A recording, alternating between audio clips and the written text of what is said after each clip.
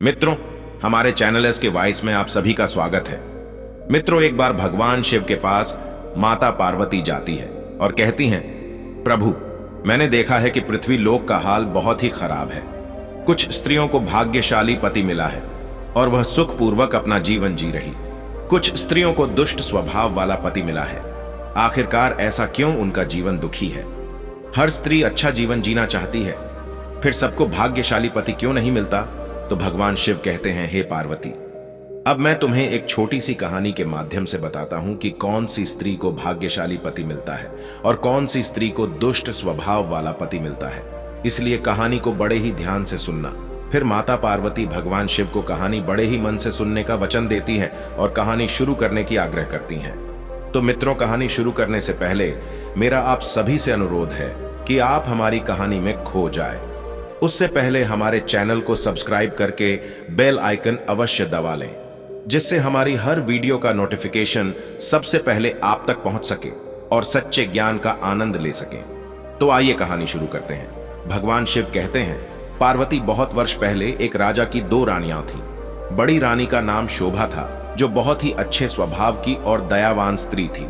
वहीं छोटी रानी का नाम रूपा था, जो बड़े कठोर हृदय की थी और दुष्ट स्वभाव की थी। बड़ी रानी शोभा के भी एक पुत्री थी, जिसका नाम देवी था। वहीं छोटी रानी रूपा के भी एक बेटी थी, जिसका नाम तारा था। रानी रूपा बड़ी चालाक और महत्वाकांक्षी स्त्री थी। वह चाहती थी कि राज्य की सत्ता उसके हाथ में रहे। राजा भी उससे दबा हुआ था। वहीं छोटी रानी, जिसका नाम रूपा था, वह बड़ी रानी और उसकी बेटी से नफरत करती थी। अब एक दिन उसने राजा से कह दिया कि महाराज, बड़ी रानी शोभा और उसकी बेटी देवी को राजमहल से बाहर निकाल दिया जाए, अन्यथा मैं राजमहल छोड़ करके चली जाऊंगी। भगवान शिव कहते हैं, हे पार्वती, राजा अपनी छोटी रानी रूपा से बहुत डरता था। राजा को लगा कि मेरी छोटी रानी जो कह रही है वो मुझे कर देना चाहिए। वो जो चाहती है वैसा ही मुझे करना चाहिए, अन्यथा कुछ भी गड़बड़ हो सकता है। भगवान शिव कहते हैं, हे पार्वती, फिर छोटी रानी की बात को सुनकर कि राजा ने अपनी बड़ी रानी और उसकी बेटी को राजमहल के बाहर एक छोटे से घर में रहने के लिए भेज दिया। मगर इतना होने के बाद भी छोटी रानी की घृणा बड़ी रानी से दूर नहीं हुई और फिर इस प्रकार छोटी रानी बड़ी रानी को बर्बाद करने के लिए नए नए तरीके सोचती है। भगवान शिव कहते हैं, हे पार्वती, जब बड़ी रानी अपनी बेटी देवी को लेकर के महल से बाहर रहने लगती है, तो एक दिन राजा की छोटी रानी बड़ी रानी की बेटी से कहती है कि वह रोजाना गायों को चराने के लिए जंगल में लेकर जाया करें। भगवान शिव कहते हैं, हे पार्वती, बड़ी रानी यह बात अच्छी तरह से जानती थी। यदि मेरी बेटी गायों को चराने के लिए गई तो छोटी रानी उसे किसी और परेशानी में डाल देगी। इसीलिए बड़ी रानी ने अपनी छोटी बेटी से कहा कि बेटी, तुम रोजाना सुबह गायों को जंगल में चराने के लिए ले जाया करो और शाम होने से पहले ही घर वापस आ जाया करो। पता नहीं छोटी रानी के मन में तुम्हारे प्रति क्या चल रहा है। हो सकता है कि तुम्हारे लिए कोई नया षड्यंत्र रच रही हो। इसलिए बेटी, हमेशा ध्यान रखना कि गायों को शाम होने से पहले ही घर वापस लाना है। भगवान शिव कहते हैं, हे पार्वती, बड़ी रानी की बेटी, जिसका नाम देवी था, उसको अपनी मां का कहना तो मानना ही था और इस प्रकार वह बेटी अपनी मां की बात को मान करके रोजाना सुबह गायों को जंगल में ले जाती है और शाम होने तक जंगल से घर लौट आती है। फिर इस प्रकार यही क्रम रोजाना चलता जाता है। अब एक दिन शाम को जब बड़ी रानी की बेटी गायों को चरा करके घर वापस लौट रही थी, तो उसे पीछे से एक धीमी सी आवाज सुनाई दी और उस आवाज ने कहा, हे देवी, क्या तुम मुझसे विवाह करोगी? भगवान शिव कहते हैं, हे पार्वती, जैसे ही जंगल से यह आवाज आई और बड़ी रानी की बेटी ने सुनी तो वो एकदम से डर गई और जितनी जल्दी हो सका वह गायों को हाँक करके अपने घर आ गई।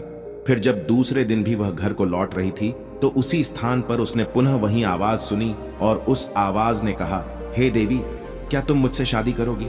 भगवान शिव कहते हैं, हे पार्वती।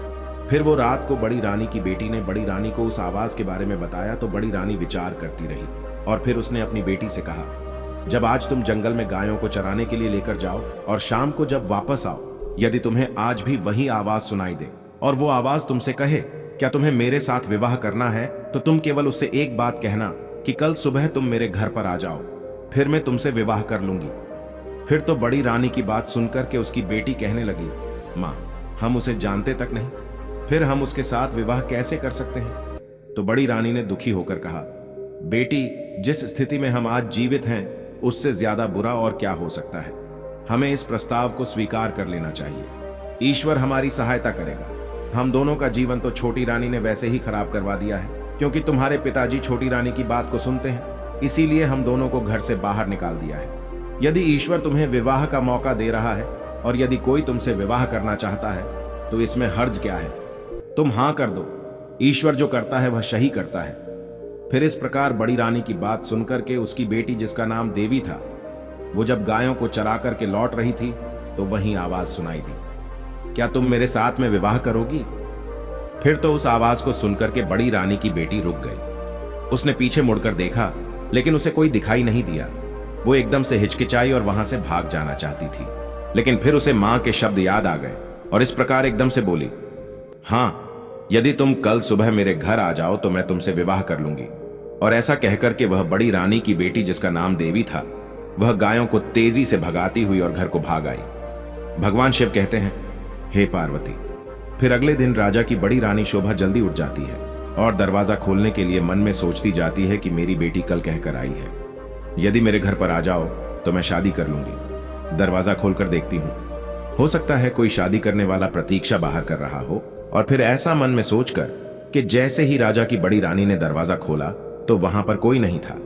अचानक उसे धक्का लगा और वह स्तब्ध रह गई।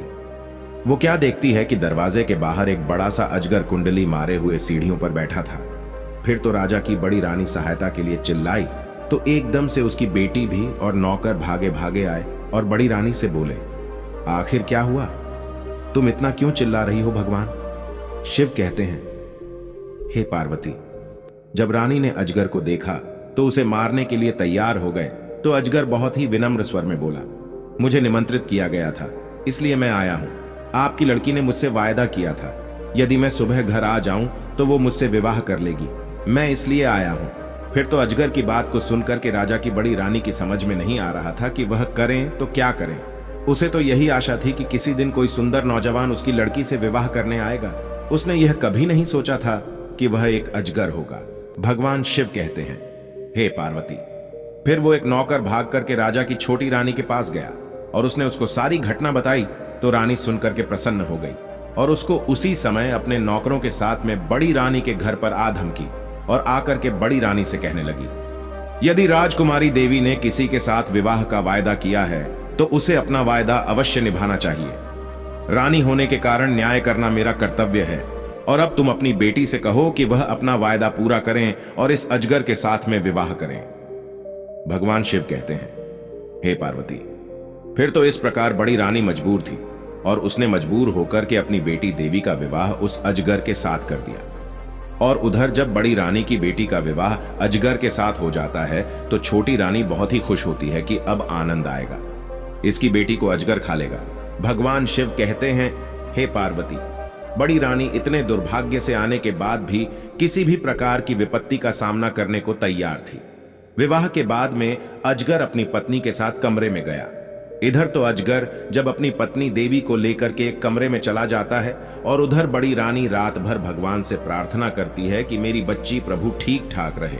अब जैसे ही दूसरे दिन सुबह होती है तो बड़ी रानी को रात भर नींद नहीं आई और वह सुबह होते ही एकदम से दरवाजा खटखटाती है। तो दरवाजा जैसे ही खुलता है तो उसमें से एक सुंदर नवयुवक निकलता है और बड़ी रानी की बेटी देवी भी उसके पीछे आकर खड़ी हो जाती है। भगवान शिव कहते हैं, हे पार्वती। फिर तो बड़ी रानी ने जैसे ही उस नौजवान युवक को देखा तो वो कहने लगी कि मैं आपको जानती नहीं, लेकिन आपने मेरी बेटी की जान बचाई है, इसलिए मैं और मेरी बेटी देवी आपकी आभारी हूं। भगवान शिव कहते हैं, हे पार्वती।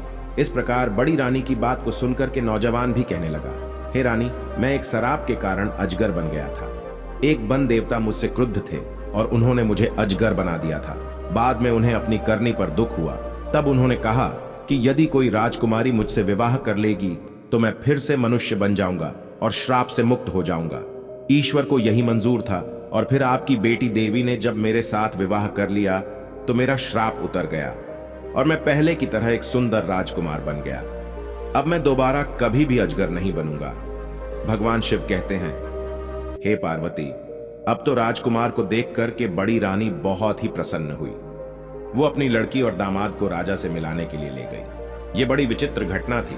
चारों ओर से लोग इकट्ठे होने लगे और उस नव विवाहितों को देखने के लिए राजमहल में आने लगे। सभी बहुत ही उत्सुक थे। यदि किसी के मन में ईर्ष्या थी तो वो रानी के मन में थी, क्योंकि छोटी रानी समझती थी कि बड़ी रानी की बेटी की शादी मैंने एक अजगर से करवाई है और उसका जीवन बर्बाद हो जाएगा। लेकिन वो तो एक राजकुमार बन गया और इसी वजह से छोटी रानी के मन में बड़ी रानी के और उसकी बेटी के प्रति ईर्ष्या थी। भगवान शिव कहते हैं, हे पार्वती, छोटी रानी बहुत ही गुस्से में थी। उसने झल्लाते हुए अपने आप को कमरे में बंद कर लिया, क्योंकि बड़ी रानी की बेटी का भाग्य भी उससे देखा नहीं जा रहा था। उसे भाग्यशाली पति कैसे मिल गया?